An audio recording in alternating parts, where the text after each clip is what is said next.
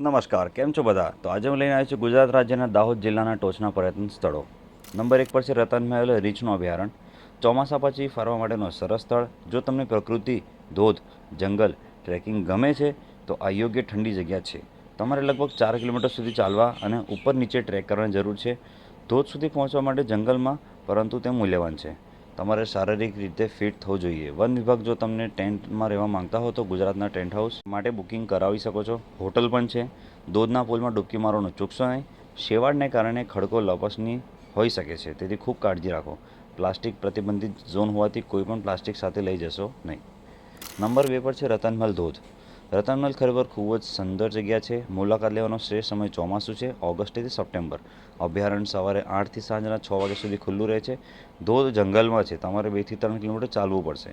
જંગલમાં ફરવા માટે તમારે સારા ટ્રેકિંગ શૂઝ પહેરવા જોઈએ. તમારે તમારી સાથે ખોરાક અને પાણી ઘરેથી લેવું જોવું જોઈએ. આ વિસ્તારની નજીક યોગ્ય દુકાનો નથી. તમારા સફરનો આનંદ માણો. નંબર 3 પર છે રોયલ લાલ બંગલો પેલેસ રિસોર્ટ. તેમની પાસે અહીં મોટું પૂલ, સ્નૂકર ટેબલ છે અને જો તમને તે રમવાનું ગમતું હોય તો અહીંયા એકવાર એનો અનુભવ કરો. આ સ્થળ પ્રીમિયમ છે અને તે તમને રાજાઓ કેવી રીતે રહેતા હતા તેની નજીકનો અનુભવ કરાવે છે. રૂમ સુઘડ અને સ્વચ્છ છે. તેઓએ એક શાહી સ્થળને શાહી રિસોર્ટમાં રૂપાંતરિત કર્યું છે, જે મુલાકાત લેવા યોગ્ય છે. નંબર 4, પ્રાચીન હિન્દુ શિવ મંદિર બાવકા. પ્રાચીન શિવ મંદિર, જો તમને જૂની કળાની વક્ર રચનાઓનો શોખ હોય તો ત્યાં જવું જોઈએ. દ્રશ્યો સારું છે, શાંતિપૂર્ણ સ્થળ. મંદિરની નજીક તળાવ છે, કમળથી ભરેલું તળાવ, તાજેતરમાં વિકસિત બગીચો. પણ દુઃખની વાત એ કે અહીં કોઈ જાહેર શૌચાલય નથી. અને હા, તમને અહીં ખોરાક કે પાણી નથી મળતું. તમારે તમારો પોતાનો સામાન લેવો પડશે. મુલાકાત કુટુંબની પિકનિક અથવા શાંતિ શોધ બની શકે છે. યાત્રા કે ભક્તિમય લાગણીથી ભરપૂર. મંદિરનો શિખર તો નષ્ટ થઈ ગયો છે, પણ તમે મંદિરની બહાર મકાનના અવશેષો જોઈ શકો છો. સ્વચ્છતા સારી છે. નંબર 5, રતનમહેલ જંગલ ધાનપુર.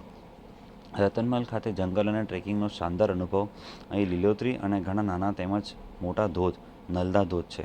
કાર માટે એન્ટ્રી ફી 400 રૂપિયા છે. તમે કેમ્પ સાઇટ પણ રહી શકો છો. તમારે તમારો ટેન્ટ ઓનલાઈન બુક કરાવવો પડશે. જો તમારે રોકાવું ના હોય તો તમારે ઓછામાં ઓછા 11થી 12 વાગ્યા સુધી અહીં પહોંચવું પડે. પાર્કિંગની સુવિધા છે અને પછી તમારે નલદા ધોધ જોવા માટે લગભગ 2.5 કિલોમીટર ચાલીને જવું પડશે. અહીં ઘણી બધી સાઇટ્સ છે, ફોટોગ્રાફી, અને એકવાર તમે ધોધ પર પહોંચ્યા પછી ટ્રેકિંગ કરવા યોગ્ય છે. જો તમને જંગલ પસંદ હોય તો સરસ જગ્યા. નંબર 6 પર આવશે કાલી ડેમ. મેં મુલાકાત લીધેલી શ્રેષ્ઠ જગ્યાઓમાંથી એક. તેના વિશે સૌથી સારી વાત એ છે કે તે દાહોદથી સરળતાથી પહોંચી શકાય છે. હેન્ડઆઉટ 15 મિનિટ લે છે. તે લગભગ લોનાવાલા બુશી ડેમ જેવું છે. તેની નજીકમાં એક કાલી મંદિર પણ છે, જેની સાથે ઘણા પ્રાચીન રસપ્રદ તથ્યો સંકળાયેલા છે. નંબર 7, રાજમહેલ. તે સામાન્ય લોકો માટે ખુલ્લું નથી કારણ કે આ ખાનગી કંપનીને વેચવામાં આવ્યું હતું અને તેઓ તેનો ઉપયોગ હોટલ અથવા લોજ અથવા મેરેજ હોલ તરીકે કરે છે. તેથી અહીં આવવા માટે તમારો સમય બગાડશો નહીં. પરંતુ જો તમે દાહોદની નજીક હો અને તમે કોઈ ઇવેન્ટમાંથી બુક કરાવી શકો છો. નંબર 8 છે ભેસાસિંહ નિર્મલ રોઝ. મુલાકાત લેવા માટે એક સરસ સ્થળ. કુટુંબ અને મિત્રો સાથે તમારો સપ્તાહાંત પસાર કરવા માટે એક સારું સ્થળ. તેના સમયનો રોડ બગાડ યોગ્ય નથી. તે ખૂબ જ સાંકડી છે અને દૃશ્ય એટલું મહાન નથી કે તમારે યોગ્ય દૃશ્ય મેળવવા માટે ખૂબ ઊંડાણમાં જવું પડશે. ચોમાસાની ઋતુમાં અદ્ભુત પ્રકૃતિના નજારા માટે અને સ્થળની મુલાકાત અવશ્ય લેવી જોઈએ. નંબર 9, છપ તળાવ. ખૂબ જ સરસ રીતે વિકસિત સ્થળ. પ્રકૃતિ અને વાતાવરણ ખૂબ જ સરસ અને શાંત છે. પીવાનું પાણી, વોશરૂમ વગેરે દરેક સુવિધા ઉપલબ્ધ છે. બાળકો માટે પ્લે એરિયા, બેન્ચ પાર્ક છે. સાયકલ પણ ઈ-સાયકલ અને મેન્યુઅલ બંને ઉપલબ્ધ છે. બોટિંગ પણ છે. મોર્નિંગ વોક, જોગિંગ, સાયકલ ચલાવી શકાય. દૃશ્ય ઉત્તમ છે. તમારા પરિવાર અને મિત્રો સાથે સમય પસાર કરવા માટે સરસ જગ્યા. આશા છે કે તે વિકસિત અને સારી સ્થિતિમાં રહેશે. તો મિત્રો, આ હતા દાહોદ જિલ્લાના પર્યટન સ્થળો.